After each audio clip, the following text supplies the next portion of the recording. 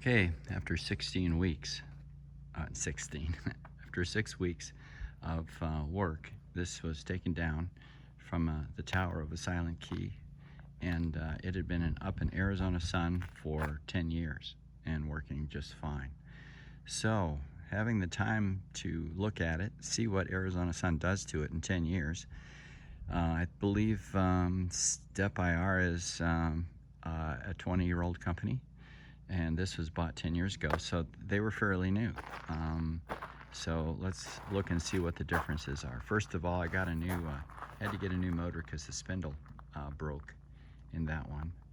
Spare parts are great, got them, but things were seized up a little bit. So I noticed that the inside, the choke inside is different. So they are improving, which is good. So you'll see that these right here have been painted. Rust-Oleum has a paint, marine paint that you can put on it, which this is one coat, and it did a great job. It covered it just fine. I would have picked a lighter color. This is deep green. I thought it was just dark green, and it's the same color that they use for, their end loops. So everything matches there, but heck, I would have painted it silver or something, or white. Keep the heat down a little. Anyway, so painting these was an important change. The top of them were, you could see the fiberglass, and an easy way out would have been just to mount it upside down, and let the heat cook the other side. And I said, no, I have it down, let's do this. So did that. Another thing I did, I found that the lead wires for the control, I had changed it completely because they were very brittle and broken in several places. Arizona sun, cooks things.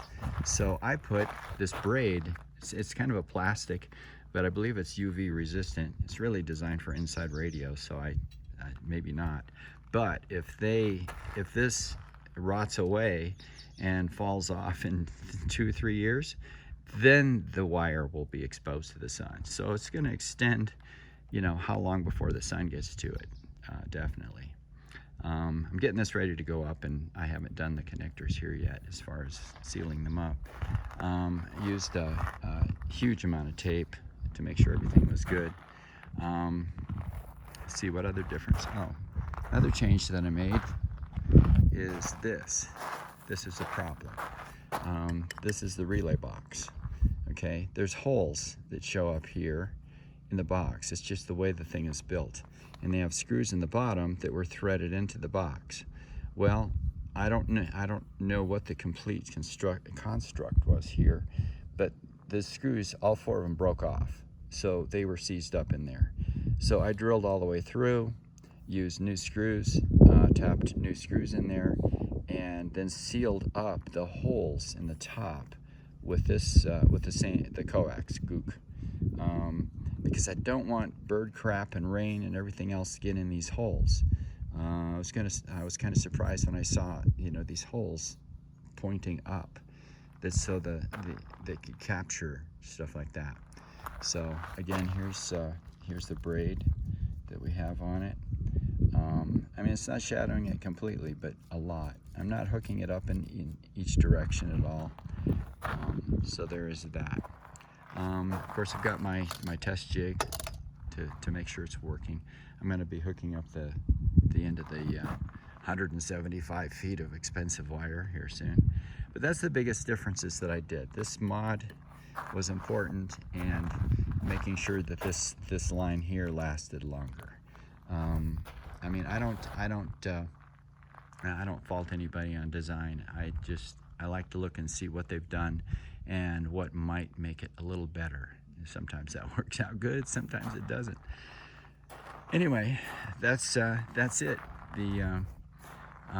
This on Wednesday, hopefully, is going to go on the top of this, which has been here for 20 years and only holding up wire antennas.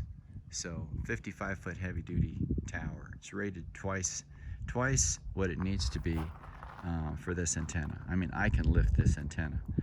Not for very long, but I can lift it. So The only thing I would have done differently here is I would have put it together over there so I could lower the tower. So I've got somebody coming to help me move it today, just so I can drop the tower down.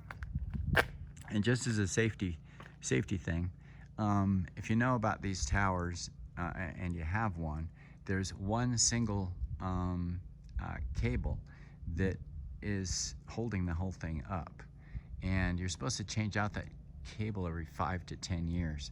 Well, we're in Arizona, so we don't get that much weather. It's just some heat, and I'm at 6,000 feet, so it's not that hot. So since it's been there 20 years, I ordered up a replacement cable. I mean, I put all this work into putting the tower up. I certainly don't want to, here's my thrust bearing.